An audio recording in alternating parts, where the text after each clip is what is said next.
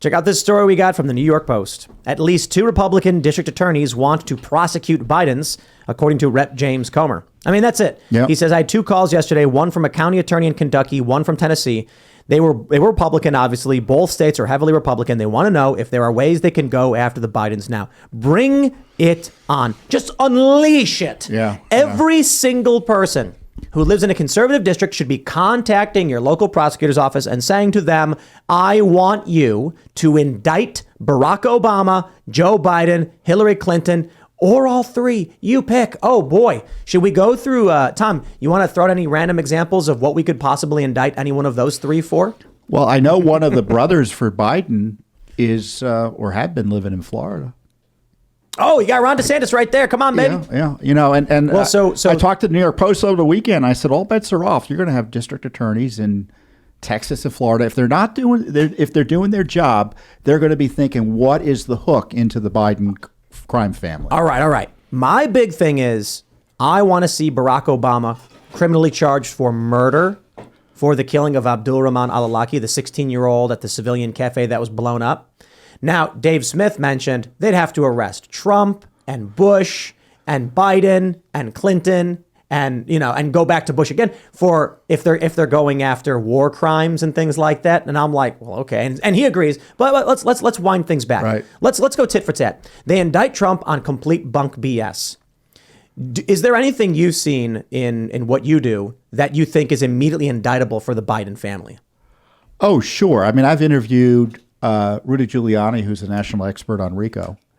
What you're seeing are the hallmarks of a RICO operation, and with Biden running it out of the vice presidency, continuing to benefit from it afterwards. For those that don't know, can you break down RICO? Well, the Racketeering Influence Corrupt Organizations Act, RICO. It's usually used against the mafia, where a family is run and you're kind of engaged in.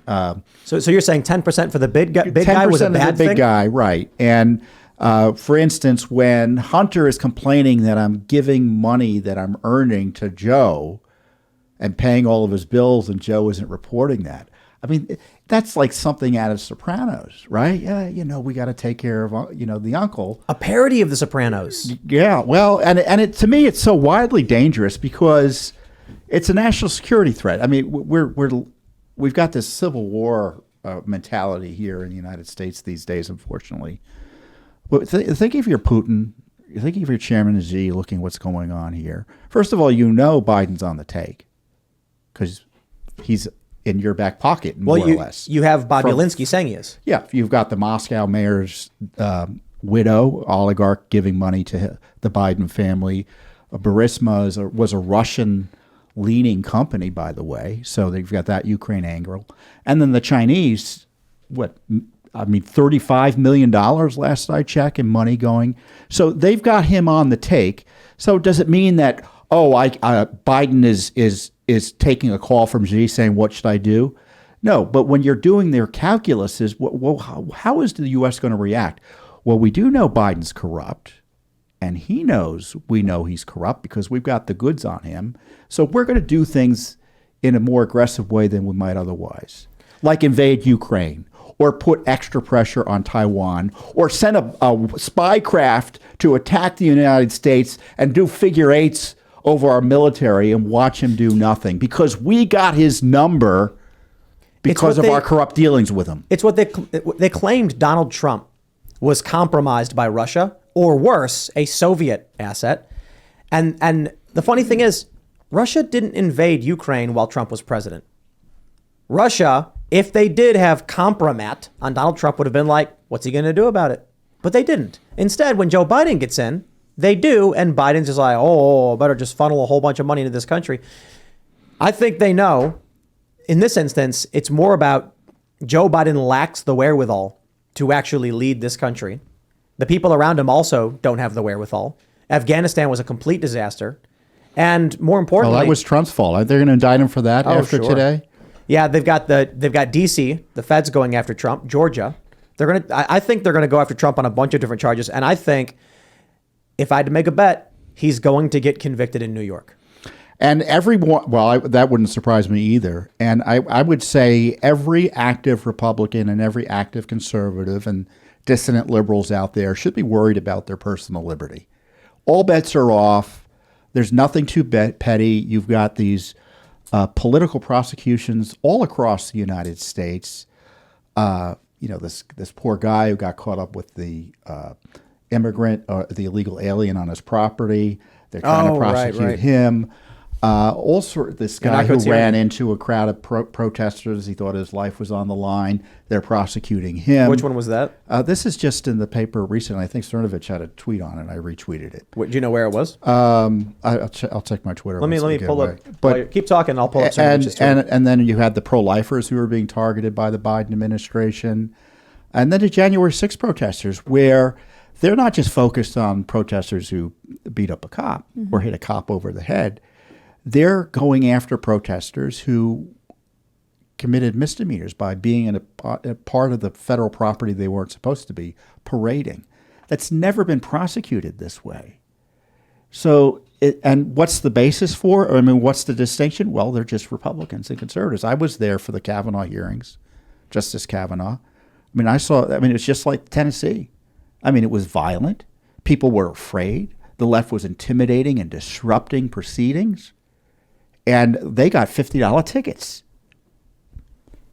So, I mean, we've got this effort where the left and its leadership in the Democratic Party too often endorse violence. Now, I don't know any Republicans out there in a leadership position that endorse, condone, and ratify violence. Do you? I don't. No. So I do know it's endemic in the left. I do think I have the story you may have referenced. Is it this one? Daniel Perry's 911 call played in court? Is this the guy who drove into a crowd and ended up having to kill someone? I don't think I think he, quote, I made a wrong turn. A guy pointed a freaking weapon at me and I panicked. I don't know what to do. I'm just an Uber driver. I made a wrong turn. I've never had to shoot someone before. They started shooting back at me and I got out of the area. I'm scared. I'm terrified. I'm worried they're going to go after me. I've never had to defend myself before.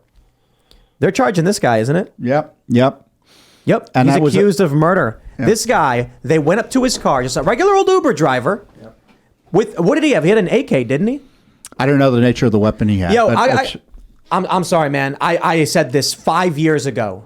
I said, you, the regular citizen, keep thinking that you will keep your door closed and keep your lights off and you will cross your fingers. The mob walks past your home. They won't. And when they do firebomb it and you call 911 and say, for the love of all that is holy, please save me, they will show up to your house, walk into your house and arrest you for insulting the mob because two cops can't deal with a riot, but they can deal with you. And if the rioters are screaming and threatening violence, the cops are going to say, well, if we don't arrest him, they're going to firebomb buildings. We may as well just arrest him. We saw this with Dan Dix, who is a reporter in Canada. A bunch of far leftists started threatening him, and the cops grabbed him and said, if you don't leave, we'll arrest you. And he's like, what? They attacked me, and they were like, shut up and leave, or you're under arrest. This is only going to get worse. Yeah. This guy's mind. You're an Uber driver. I want everyone listening to understand this. You're driving home from the grocery store. You picked up your milk, your bread, and your eggs. All of a sudden, a violent mob of mask-wearing individuals with weapons surround your car, bang on it, and one guy points a gun at your face. You defend yourself. Now you're in prison, attempted murder. And the far-left extremists, they're letting out the real criminals. And this wasn't this in the Gulag Archipelago? They're writing about with the criminal. When the criminal's caught with a weapon, well, it's a mistake. They don't know better. It's in their nature. So we'll take the weapon from them and say, no, you don't do that again. But if you understand why you had the weapon, you're going to the gulag. Right. Well, and you it kind of goes back to the Rittenhouse prosecution, which was obvious self-defense, but you had politicized prosecutors up there trying to make an example of him for exercising not as just his constitutional right to defend yourself, but your God-given right to defend yourself. I mean, this is, we have to recognize these rights that the left says, argue about whether the Constitution covers them or not. No, the Constitution recognizes these rights that we had prior to the Constitution and codifies them. And that goes to the Second Amendment right. And the 14th Amendment, which is also caught up with the Second Amendment. People think it's just the Second Amendment. The 14th Amendment, equal protection of the law. And that's not something we're all being provided right now. Trump is having his civil rights violated 6 ways to Sunday. Equal protection of law. Does anyone think that Trump is given the equal protection of the law with them coming up with laws that have never been enforced before or applied in such an outrageous way against him simply because of his politics? The terrible times, terrible times. The country is, we're in a 5th generational civil war. And I don't know how you can look at what's going on and think anything else. It is not as the American Civil War went, with one state being like, I hereby secede, another state being like, oh, no, you don't. No, it's various factions of influence gaining control. And what we have seen consistently over the past decade is the weaponization of the office of law to crush anti-establishment and conservative individuals. And it is escalating and getting worse every day. When I said this stuff 5 years ago, we weren't looking at a dude about to go to prison because Black Lives Matter pointed a rifle at his face. He's the bad guy. If you're the victim and you fight back, you go to jail. Right. Just like that guy in New York. And you know what? I think these DAs know they're doing it. You can't have a story like this Daniel Perry guy. High profile. It's been several years. You can't have a story like that and then get the story out of New York where the parking garage attendant gets shot twice. Right. Wrestles the gun away. He doesn't have a gun. He wrestles the gun away from the guy who's trying to kill him, shoots him, and he wakes up handcuffed to a hospital bed being charged with attempted murder.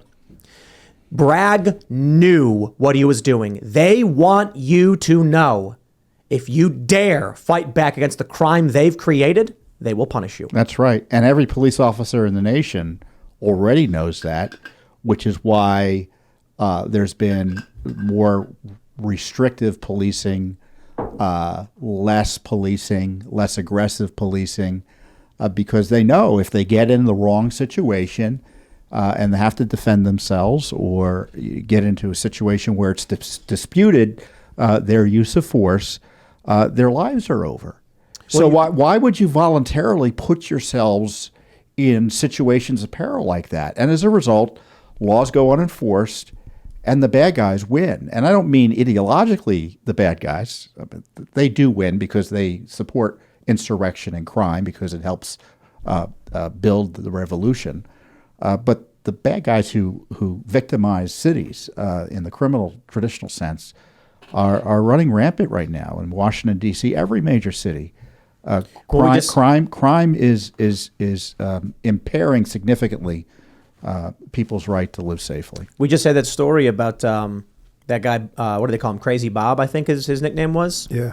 Co-founder of Cash App and Square. Yeah. He leaves San Francisco because of how bad it's getting and moves to Miami. Goes back to SF for a business trip. 2:30 in the morning, murdered in the street. Was Crazy. it in the morning? I thought it was the middle of the afternoon. Was it in the morning? I thought it was 2:30 2 a.m. Yeah, 2 a.m. It was in the evening. Yeah. And you know what the scary thing is? He took two stabs to the chest, and then apparently there's surveillance footage showing him holding his chest, walking around begging for help. And he goes to a car and lifts his shirt up and begs for help before dropping dead. He called 911 and was like begging for help. You know what worries me about this is I'm wondering if he died because he punctured his lungs, and he didn't know how to protect himself from a chest sucking wound. Yeah. How many people would? I mean, I'm not going to pretend to be an EMT or anything, but it's not like you have plastic wrap or anything. But my understanding is you can just jam your fingers in it, create a vacuum to keep yourself breathing. I don't know. I'm not going to pretend to know. I'm just saying. And you never know how you react in that scenario. Well, I mean, and I'm not making fun of your point, but what sort of insanity that we would talk seriously about having MASH training? Being living in an urban environment. I'm from Chicago, so like when I was a kid, I was told what to do if someone's suffering a chest sucking wound, and they explained to us you take a piece of plastic wrap or any kind of plastic and you tape it down on 3 sides to create a vent. So when someone inhales, it actually closes the cavity and forces air out of the wound so they can keep breathing. Yeah. And then I don't know it's like a diaphragm of some type. Yeah. I don't know if jamming your finger in the wound to create a seal would work as well, but to keep you alive temporarily, because when you puncture a lung, When you inhale, air doesn't actually move in or out, so you're not getting air and you don't know. It feels like you're breathing, but nothing's actually happening, and then you die. So I hope that's not the case. But anyway, I digress. This is what's happening in our cities. I doubt there will be any justice there. And my understanding is this guy was wealthy and powerful, right? He was a tech bro. He was a tech mogul guy. Founder of Square. Square's worth a lot of money. And Cash App. And Cash App. Yeah, he knew. Stabbed outside his like luxury apartment building, right? Yeah. Yeah, I mean, it was in the middle of it wasn't like a tough area of San Francisco, was it? I think all of San Francisco is a tough area now. No. Now it is, yeah. It's crazy. And so there was another story. I don't know much about it, but I was talking about this the other day because I'm hanging out at the poker tables at Maryland Live Casino. And the guy to my left told me his buddy starts talking about politics. Someone mentions like money. Someone mentions the economy. He says, Joe Biden gets mad. And then he mentions a buddy of his in 2020 was driving with this girl in a pickup truck when they get surrounded by BLM who are banging on his car. So he hits the gas, runs some people over. They chase him down. He calls 911. He just got convicted of attempted murder. I don't know the full details of the story. I looked at the guy's name. There's no news coverage of this, and it got me thinking. We've seen stories like Daniel Perry's, where he's an Uber driver confused. Right. We saw that story out of Provo, Utah, where a guy's driving his truck. BLM runs up and just shoots the guy for no reason. Shoots a guy. I think he shot a guy in the arm. Might have been a woman. How many of those stories have also happened where there was no video footage, and so we've not heard anything? So when I looked up this story of this guy, what did I find? The media just says he ran over a bicyclist. That's it. There's nothing else. Because there's no footage showing Black Lives Matter and Antifa trying to kill him or his girlfriend. And on top of that, we have this this kind of craziness with the transgender extremism, which is obviously a violent movement. It's a tool of the left, of course. Thanks for watching this clip from the Timcast IRL podcast. Hang out with us live Monday through Friday at 8 p.m. and become a member over at timcast.com for uncensored, members-only shows exclusive. Thanks for hanging out, and we'll see you all next time.